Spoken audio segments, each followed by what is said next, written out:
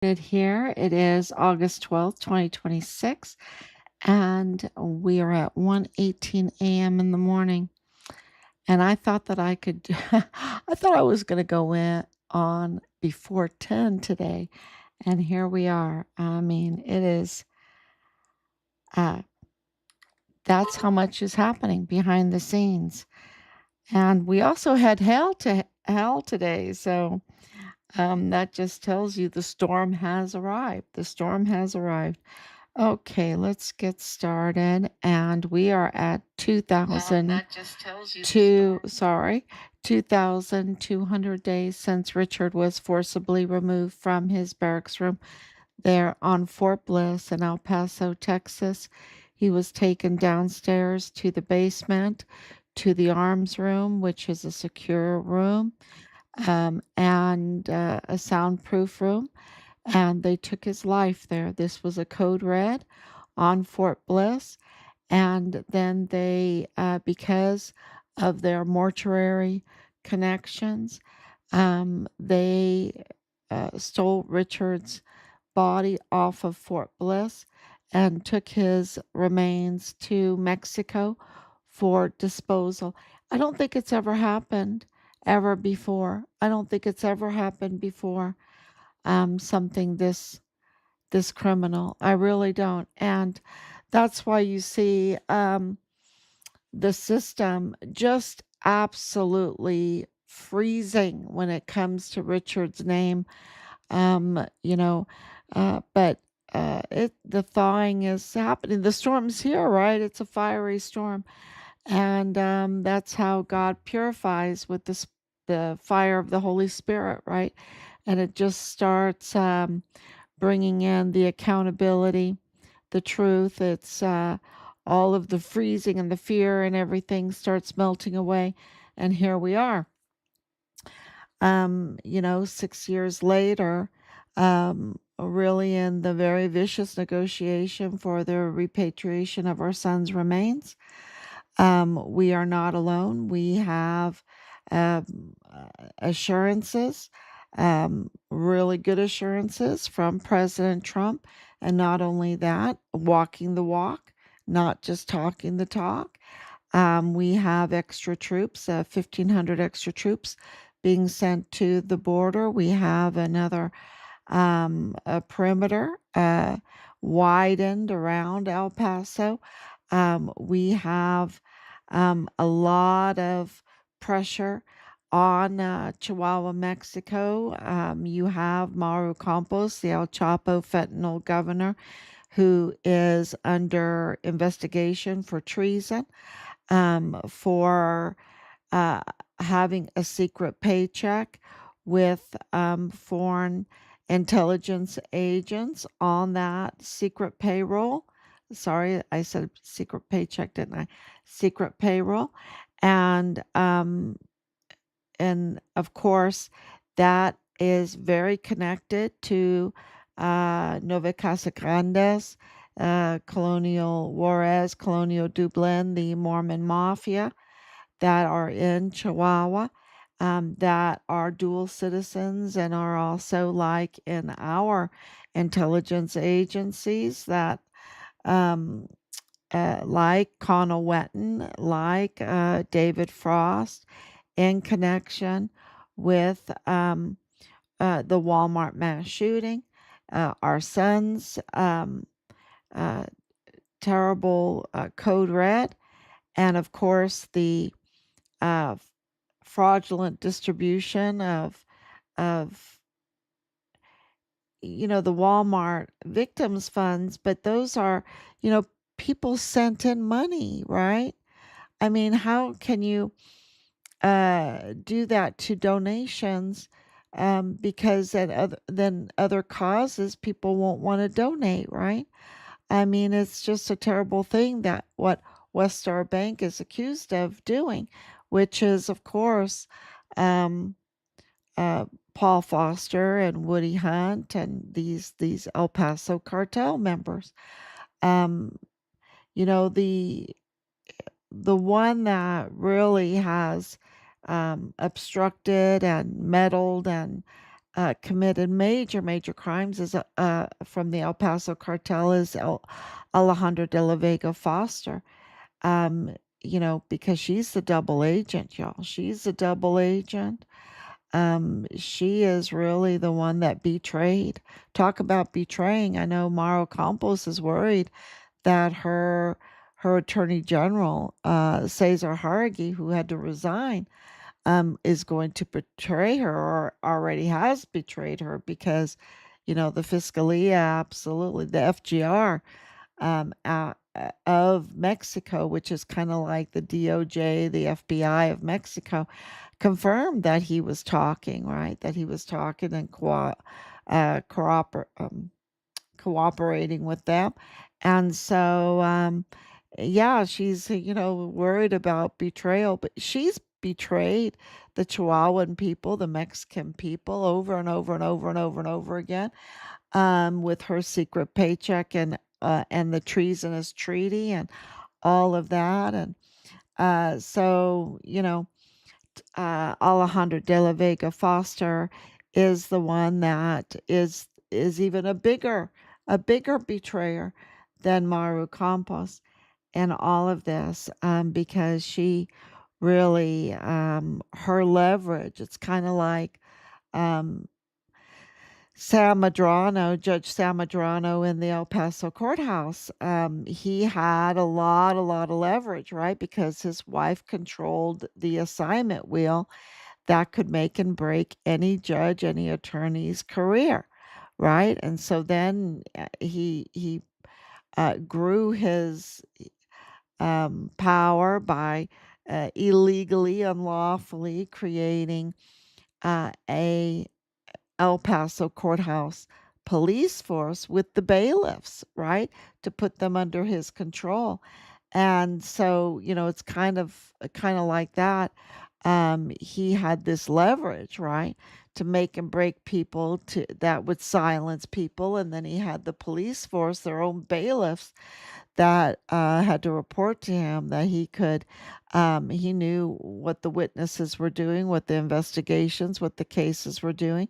And so, he had established that kind of leverage. And this is Alejandro de la Vega Foster, being a double agent on both sides, having access to American databases as well as Chihuahuan databases and Mexican databases and the Border Security Committee, sitting on the Border Security Committee, being the economics secretary for Chihuahua, and really directing, who gets permits and not. I mean, her gas stations really increased when she was there. You think it's a little conflict of interest or pay for play or just self-serving. I think self-serving would be a good one. And then, where is she getting the gasoline? Is she buying stolen gasoline, right? Um, and because there's so much fuel theft. And so Clovis has come up in all of these investigations on fuel theft. And so looking into Clovis, I'll even just show you on let's see, this display. And of course, Alejandra de la Vega Foster is of course right in the middle of all of this fuel theft. Okay, she's a fuel thief. Her husband had to pay what, 47 million dollars, to cover it up. And anyway, so Clovis, let's go out and so you can see where Clovis is.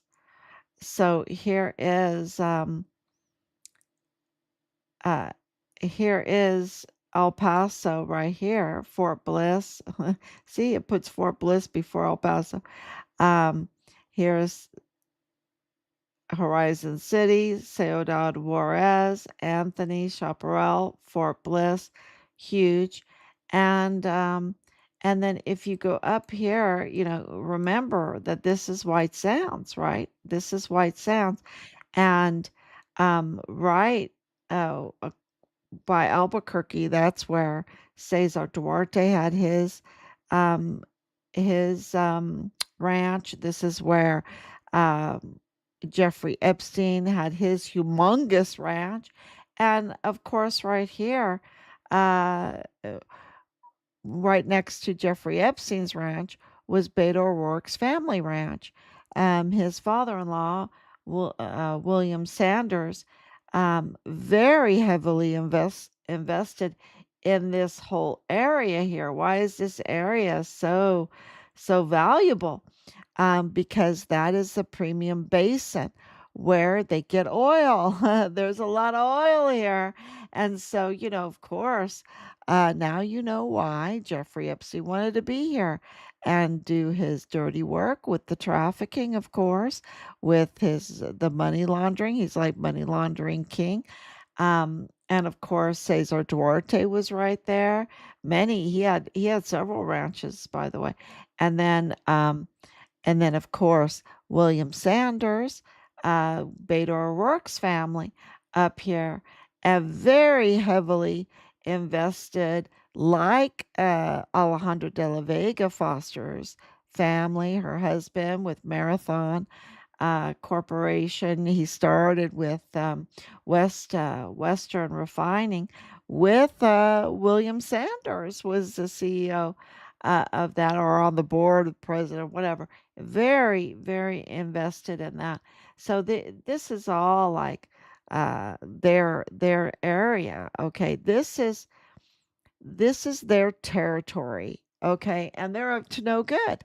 And we know now that the cartel have infiltrated this area. Now, they're not going to let that happen when they have all this money invested in all these politicians and judges and different offices in this whole area, of course, in El Paso, and then, of course, in this New Mexico area, so that they could have their territory, their oil rich territory for their refinery and for their gas stations, right? And to have that oil, you have to have storage. And of course, William Sanders was all about storage. And then, and if you're doing dirty tricks and you get some illicit gains, then you need to have the premium money launderer, right? The one that cleans it up, and that is Jeffrey Epstein. So, and then of course you have all of the cartel activity of the trafficking and, that kind of people join in on that, that are up to no good. If they're criminals anyway, what's to stop them? And so this area right here is the El Paso cartels territory, and they protect that territory. It's worth billions and billions of dollars of illicit gains, and they've been doing it for, we know, 2 decades. Okay, over 2 decades, well, longer than that. But I'll just um, and I know it's longer than that, but I'll just say that for now. And so Clovis, what does it have? Okay, so what does it have? And when you come right in, well, one thing you notice, it's Cannon Air Force Base is right there. And you know how they like to exploit our military, infiltrate our military, exploit our military. What do you mean exploit our military? Well, use our, you know, we give everything to our military. They have huge budgets. They have anything that they need. And so if you want to exploit something, you'd exploit the military and use their stuff, right? Use their stuff, use their people, absolutely compromise the generals and the other officers and other service members, as many as you could, infiltrate and exploit and compromise. And we know in our son's case, they absolutely did that. And our son reported to us about that, that there was none that was good. There was none that was good. I was like, Richard, you made rank so fast. Pretty soon you're going to be an NCO. And he goes, I don't want to be an NCO. All the NCOs are dirty. They're just dirty. They are rotten. you know? So they weren't upholding their oath of office, their position. They weren't doing that at all. And that's from our son's mouth to us. It was so bad. And, he was going to try to make a career out of it. He wanted to be CID. He tried so hard. He was number one in basic training, distinguished honor graduate, number one in AIT, made rank really quick, stellar soldier, black belt, right? And then he told us when he got to Qatar, he told us, nope, he is just going to do his time and get out. Get the hell out because the leadership was so corrupt. They were so bad, so bad. And this is right from the Strait of Hormuz, right? Because Qatar is in the Strait of Hormuz. And so, yeah, now you've got the what's going on with President Trump. If he's dealing with the Strait of Hormuz, you know that he's dealing with this problem right here in the El Paso borderland region that reaches up to Clovis, and that's what we're going to talk about today is Clovis and Purchase Funeral Homes. We want to talk about Purchase Funeral Homes too. So thank you for joining and I know it's really late, but it's just can't be helped. Look at what's here. Look at what's here when you focus in. Oh my gosh, what is that? Is that traffic? It is traffic. It's rail traffic. It is rail traffic. And God always prepares for everything. Look at all these are all right here. These are shadows right here, but you can see what those shadows are, right? Those shadows are tanks. Those are tanker rail trail cars, and yeah, a lot of oil fits in these tanker rail cars, and this is a huge hub, huge hub for rails. Matter of fact, 90 trains go through this every day. I mean, it is huge, huge. Um, yeah, this is just prime area for cartel infiltration to transport, um, trafficking, uh, contraband or humans or and fuel theft. And it's right there by Premium Base. And we know by the records that this was going on. We know that it's been reported that Texas loses $1 billion. What was it? Every month? $1 billion. How often was that? I just put it up. And I have to read it. I'm going to have to read it because it is late. It's a lot of money, y'all. It is a lot of money. Oh my gosh. So let me get to it. But this is right there by, let's see what's going on.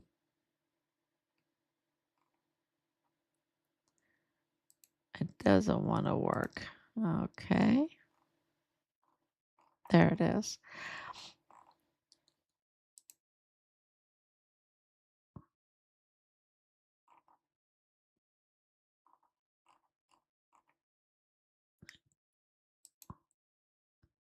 Hmm. Mm. Okay, that's why. Sorry about that. I got to get to where I can tell you about this because it's so important. Here it is. Yeah, 1 billion a year. Okay, I was going to say 1 billion a month. Maybe it is 1 billion a month because I think that they always err to the lighter side because there is so much fuel being stolen from this area. So yeah, that here it is. I'll display it where I found it. Yeah, so this is the post right here. Yeah, ripe for fuel thieves. The Clovis rail yard. And, this is a network to be able to do this. And I've read through, I'm kind of a little cross eyed tonight from reading so many different articles about what our government is reporting right now, what they're doing to stop this fuel theft. It is huge. It is such a huge undertaking because they got very sophisticated. It's called watchical fiscal, and so the way they were maneuvering everything and through all of the shell companies and all of that, and through the computer and uh,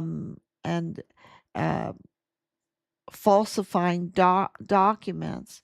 Um, forging documents.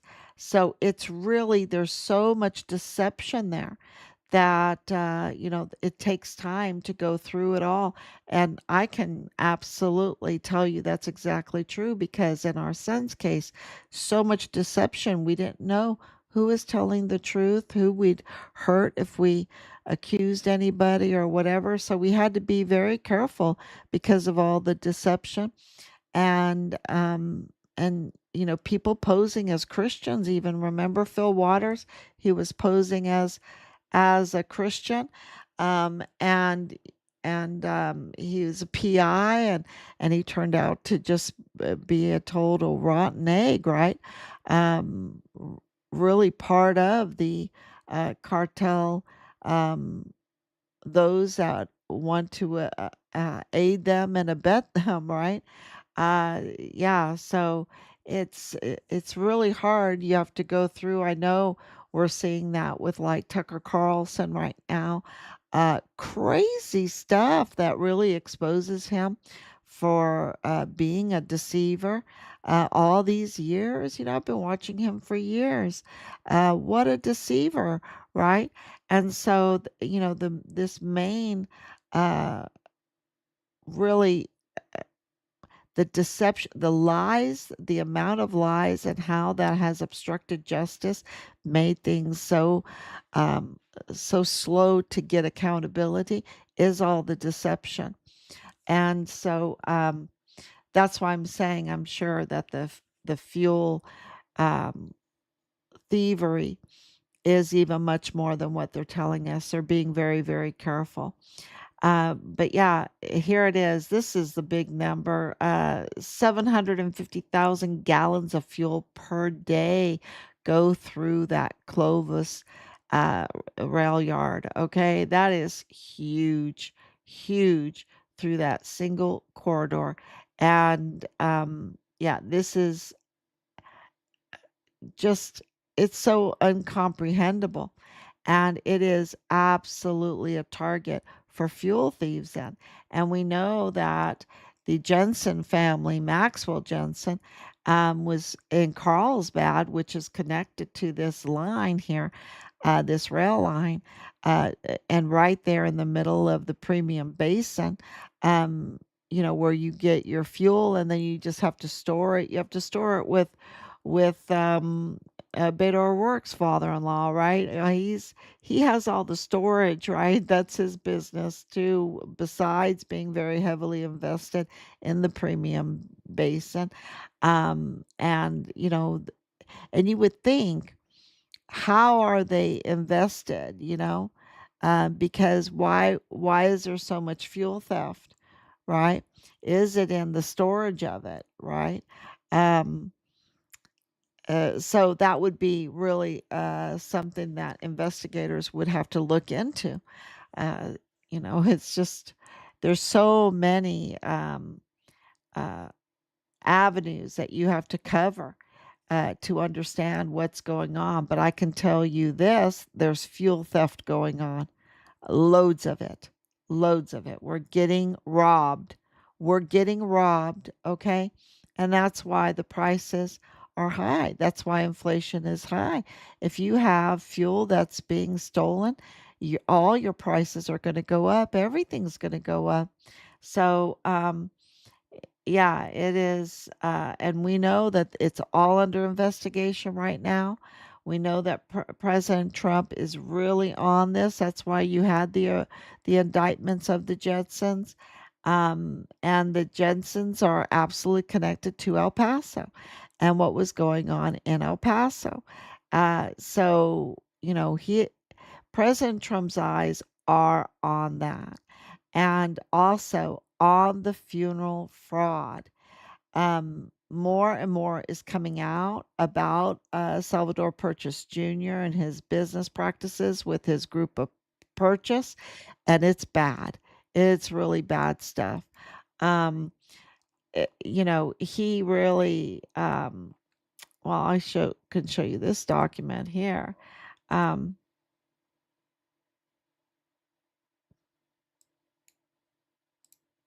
oh, I don't know if it helps. But yeah, so this document here proves that they were absolutely outsourcing cremations. And this is really important because their public, the funeral home, was saying that they didn't outsource their cremations, they were all in house. But that's not what the paperwork says. And also, when you know what Purchase owns, then you would see that it's a big network that they're working together with the Arellano Cuarons, and they're the ones that had over 400 bodies in rat-infested conditions in that Plenitud Narco Crematorium where evidence indicates our son's body was taken. Um, and because, we've had reports, of uniforms, those in uniforms, and we know Richard was in uniform, and of course, dog tags and things like this.